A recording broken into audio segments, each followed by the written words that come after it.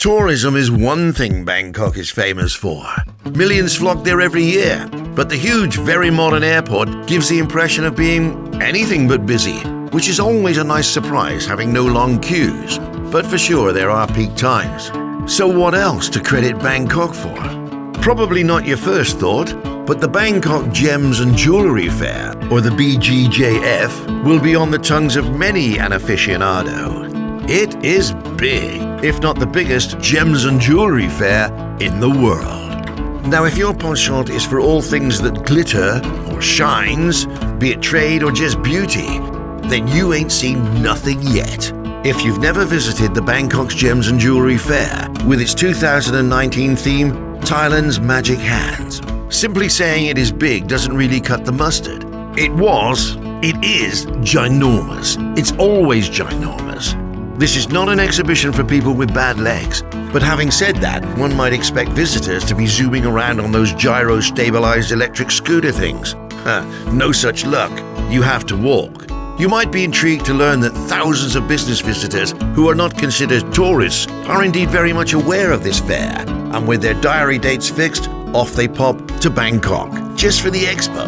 Not only that, the fair is held twice a year, September and February. So many Bahrainis too, and to top it off, the Thai embassy in Bahrain, in conjunction with the Thai Trade Office, invites scores of journalists from around the world, and that includes a few from Bahrain. But there's a good reason for that, as we shall hear. It's a part of the cooperation between Thailand and Bahrain, and our embassy is glad to be part of this, like to help to strengthen the bond between the two countries. As mentioned earlier, who doesn't know about Thailand? But what is astounding is the sheer number of Bahrainis who travel to Thailand each year. And Gulf Air has the exclusive out of Bahrain. A lot of Bahraini come to Thailand. I know, like we have like 100,000 tourists coming every year. So yeah, everyone I meet in Bahrain, they all know about Thailand, whether they have chance to come or not. So I think people know about my country. Now, heading up the organizers' personnel is the ex-Thai cricketer and pin-up boy, the very popular Assistant Director General, Mr. M.L. Kathathong Thongyel. Call me Lan for short. Well, Lan is so engaging, he could hold an entire exhibition on his own. And needless to say, among the throngs of journalists eager to get a word are a large number of Thai ladies who could be seen to drool somewhat. However, the bottom line is trade, and bundles of it. Over 900 companies are represented, and money changes hands by the bucket loads. A lot of money. Hopefully the money will be spent in Thailand for the Thai jewelry industry. It's all very subtle and respectful from an observer's point of view, but intense at times, and who knows what hard bargaining goes on. From mine to market. Yeah, that's what we say. Our motto is from mine to market. So we try to offer the most comprehensive service that we have that we can give to jewelry for the jewelry industry. You know, it's not just selling of the jewelry or creating of the jewelry, but also, you know, trying to outsource the resource that we have. There really are not so many shows that can claim such a following, other than air shows or some of the well-known audio-visual exhibitions, which are tiny by comparison. The Impact Arena, an Impact Exhibition and Convention Center where the BGIF takes place, is colossal in itself and claims to be one of Asia's largest complexes. Surely they don't get bigger than this, do they? It's immense. The expanse and number of enormous pillarless halls just dwarfs anything most of us have experienced, even within the extravagance of the Gulf. Lo and behold, with other exhibitions taking place at the same time in other halls, the BGIF takes up an entire building on one side, consisting of 3 continuous halls, bigger than 4 football pitches, if not 5, 6, or 7. The usable space is claimed to be 140,000 square meters all up. Are you getting the idea now? Although Thai artisan pride is on display in volumes, traders from around the world are also welcome to exhibit, and they do. The European market that produce a lot of fine jewelry as well. The US market also has jewelry as well, but we try to enhance our jewelry products through, like I said before, the handmade quality, the traditional background of our craftsmen, our artisans. You know, it's the creative aspects. I mean, jewelry is 90% creative based, so I mean, we try to build on that strengths that we have. So from a tourist aspect, there's very much a chance to experience the various cultural and jewelry art forms, if that's what floats your boat. It's becoming a more international fair. Yes, that's part of the role of the department as well, is to try to find new, not just new visitors to the fair, but new exhibitors to the fair as well. So we're trying to make it a truly international fair. A current myth these days, Bangkok is far from being the cheapest place in the world, but there are obviously some stunning bargains to be had, particularly among the handmade Thai stuff or raw gems up for sale. As mentioned, among the traders are thousands more tourists from all over, just buying personal jewelry on the spot. Some of it made before your eye. You can generally tell the tourists apart because most are women. And after a few short stops at stands, they walk around waggling their hands in the air, as if admiring a distant star or planet through their fingers. The gap between trade and tourism is getting less and less, especially for Thailand, where we have a very, very large tourist industry. We see that industry as a benefit to the trade part of our export revenue. So that's why, like I said before, we try to integrate more and more parts of our industry and trade towards tourism. Not just jewelry, but lifestyle products. We have a very, very large style fair that we call lifestyle product fair that we call Style. We hold it once a year in October. A lot of tourists come for this fair as well. We also have many promotional campaigns aimed towards tourists to buy gems and jewelry. We have the Buy with Confidence trademark or certification that makes sure that tourists are, happy with their purchases, are confident in the jewelries that they purchase as well. So that's very much geared towards tourism.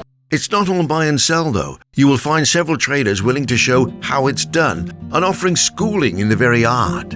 During the extended press conference, Lion was clear about expansion, saying that the Middle East was a firm target.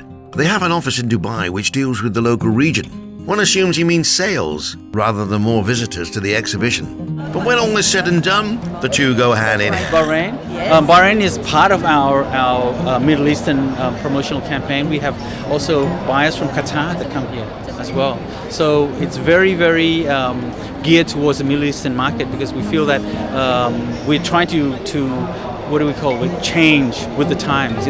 We see that the Middle Eastern market has a lot of people that have purchasing power and have a taste in luxury precious jewelry. So I think that sort of clientele is what we need in this fair. Bahrain is already set to open Thai Mart Mall this year, offering a range of Thai-made products, some of which will no doubt be gems and jewelry related. Its location is adjacent to the current Dragon Mall, which is situated on reclaimed land on the north of the island, within the large D.I.T.P Maharak development. Thai Mart is a 6,700 square meter area, consisting of some 200 shops. Thai Mart, for my dream, I expect should be win-win situation between Bahrain and Thailand. So I hope the Thai Mart will be the good platform to let Bahrain and Thai to be hand to hand. Okay, for example, very practical way. Right now, the Thai, I think in this day, they have that one Thai expo to happening in Bahrain right now, and along with the variety of the Thai product who want to export product to Bahrain. It might be have some Bahraini traders to hand and have business together along with have the retail in Thai Mart. This is an example to have relationship in the business and friendship also. Come to the product range. For the product range, we have the variety of it will be sectors by the area. So we have the area of the Nana Road. The Nana Road will be the strong point of the wood, hidden wood, bag, clothes, shoes, and some area for the children also will be inside about Nana Road sections. We have the Sunday market sections will be along with some home decoration. Because if you look at in the Dragon City, you see the variety of the building and construction product. But to be Thai Mart, we have about soft home decorative item related with that sector. Under Sunday markets concept Tachujang. Yeah. And go to the MBK. We will have a variety of the herbal products, nutrition products, and for the wellness product, cosmetic, to be another part that in the trend of the market right now. And go to the top, in the second floor, we have the platinum area. Along with the jewelry test center, we have the sector of the fashion jewelry and the jewelry sector along with the fashion product like the clothes. So I think we are the complement each other. And also another highlight, we plan to have the special event in Thailand. That what expect from Bahrain, either Saudi, they wish to see, they wish to look at it and put in the Thainess to be inside.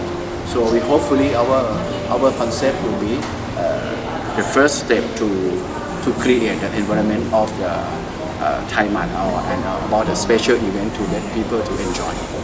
Coinciding with the Gems and Jewelry Show was a seminar promoting trade with Bahrain, with the then Charge d'Affaires Ghassan Maharaki enticing more trade with Bahrain. Yeah, sure.